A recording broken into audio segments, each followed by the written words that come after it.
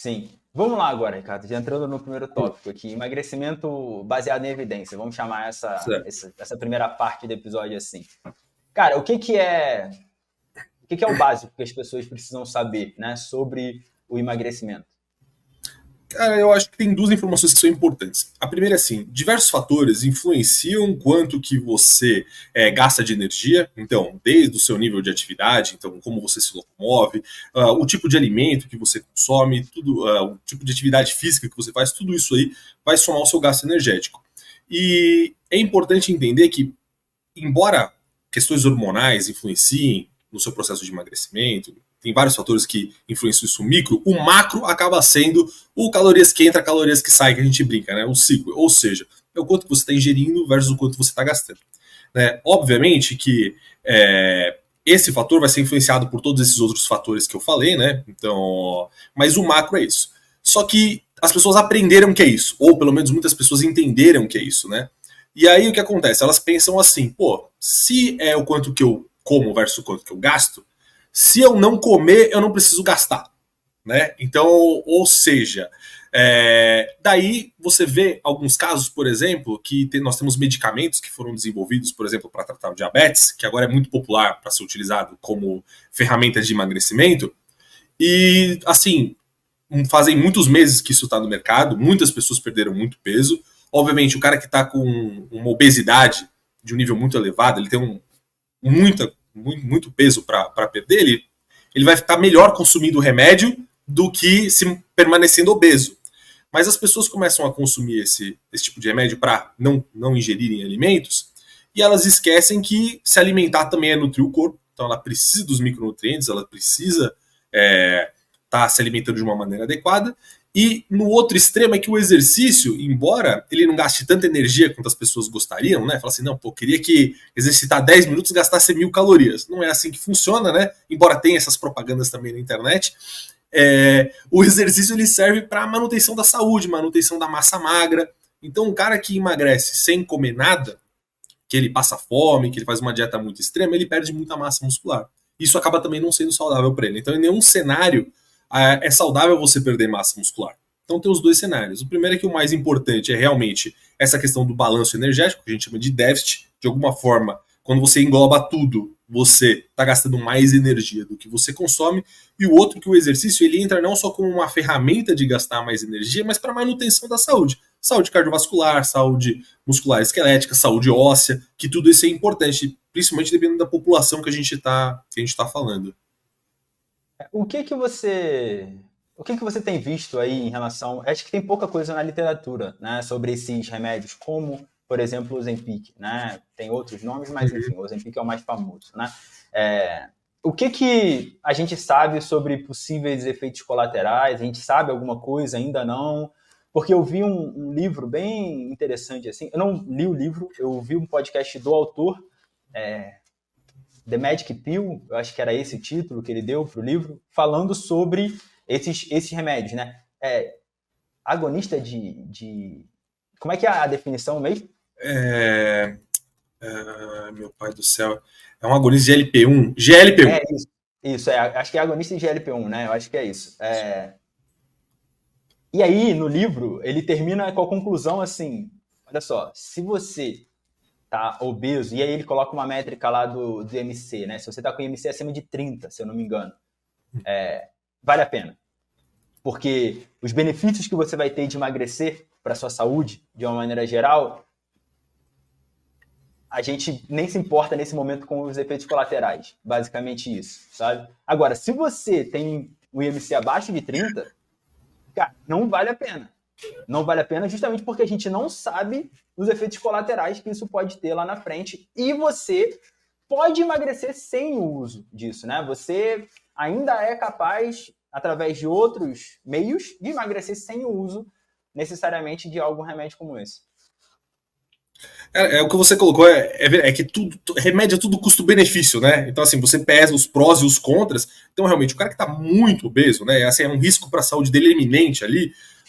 Acaba que, se você tiver qualquer mecanismo para ajudar ele a sair desse processo, vai ser válido, né? Porque o grande risco à saúde dele é a obesidade, é pior do que o remédio. a questão do GLP-1, no caso, né, os agonistas de GLP-1, os que se ligam pelo menos no receptor do GLP-1, é que o GLP-1 ele age no seu corpo inteiro. Então você tem receptor no cérebro, no fígado, no pâncreas, no trato gastrointestinal, no coração, enfim. Então ele faz várias coisas no seu corpo ao mesmo tempo.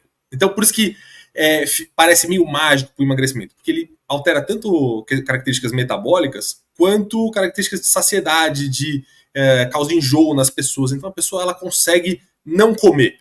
Né? Então, no final das contas, acaba sendo o principal fator, né? Aquele negócio do déficit energético que a gente conversou antes, para o cara emagrecer. O que eu acho que é a grande problemática disso que é o seguinte: a pessoa toma o remédio e ela emagrece. Só que ela emagrece porque ela não está comendo por conta do remédio. Então, se ela para o tratamento, tem pesquisa demonstrando que as pessoas recuperam grande parte do peso perdido em poucos meses após interromper o consumo. Ou seja, você está, entre aspas, potencializando um possível efeito sanfona na pessoa, né?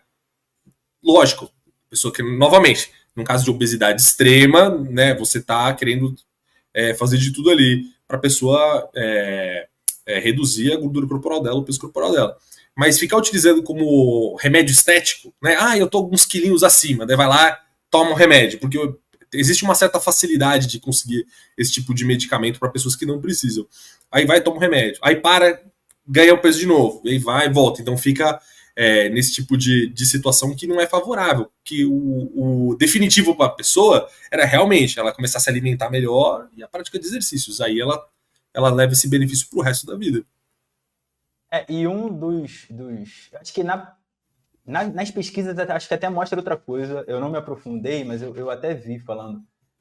Mas o que a gente vê na prática é que a maioria das pessoas que tomam acabam ficando, entre aspas, né, flácidas. Até tem um nome no podcast lá dos sócios e tal.